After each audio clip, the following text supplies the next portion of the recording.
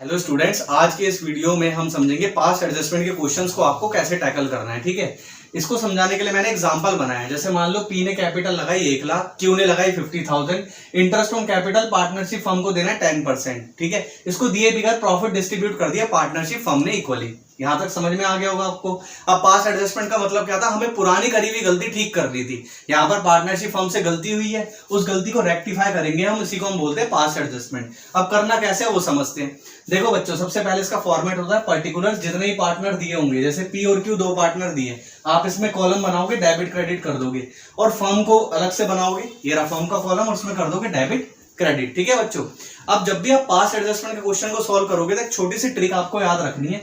कोई भी ऐसी ट्रांजेक्शन, देखो मैंने यहां लिखा है, कोई भी ऐसी ट्रांजेक्शन जो पार्टनर के कैपिटल अकाउंट का बैलेंस बढ़ाएगी, वो पार्टनर्स अकाउंट में क्या होगी, क्रेडिट, लेकिन फर्म्स के अकाउंट में क्या होगी, डेबिट। ये भी मैं समझाऊंगा। ठीक है, और कोई भी ऐसी ट्रांजेक्शन जो पार्टनर का कैपिटल अकाउंट का बैलेंस कम करेगी, वो होगी डेबिट, और फर्म के अकाउंट में क्या होगी, क्रेडिट। बस ये याद रखना। ठीक है, अब देखो इसको समझाने के लिए मैंने एग्जांपल जो बनाया, इसको सॉल्व कैसे करेंगे। इंटरेस्ट ऑन कैपिटल देना था, नहीं दिया पार्टनरशिप फर्म ने, पार्टनर्स के लिए क्या हो जाएगा, फायदा हो जाएगा, 10% इंटरेस्ट ऑन कैपिटल दे देंगे। 1 लाख का 10% पी के अकाउंट में क्रेडिट हो गया, और क्यू के अकाउंट में भी 5,000 क्रेडिट हो गया। ठीक है, क्यों, पार्टनरशिप फर्म अपने पार्टनर को देगी अब इंटरेस्ट ऑन कैपिटल।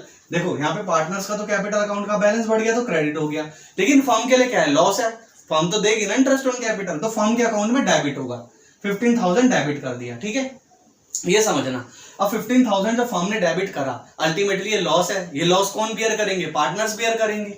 तो इस 15,000 को अब हम क्या करेंगे, जब पी लॉस बियर करेगा तो डेबिट कर देंगे इसके अकाउंट में, क्यू भी लॉस बियर करेगा तो डेबिट कर देंगे।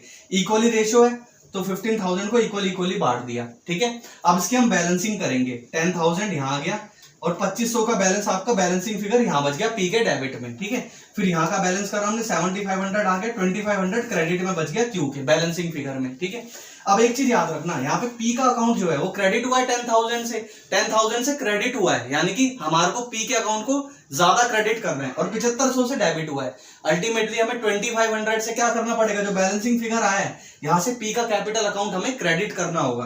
तो हमने पी के कैपिटल अकाउंट को क्रेडिट कर दिया 2500 से। यहाँ पर अब जो क्यू का बैलेंस है वो 7500 से डेबिट हुआ है, ज्यादा डेबिट हुआ है ना, यहाँ पर क्यू का अकाउंट डेबिट हुआ है और क्रेडिट हुआ है 5,000 से, यानी कि 2500 से हमें क्यू का अकाउंट और डेबिट करना होगा।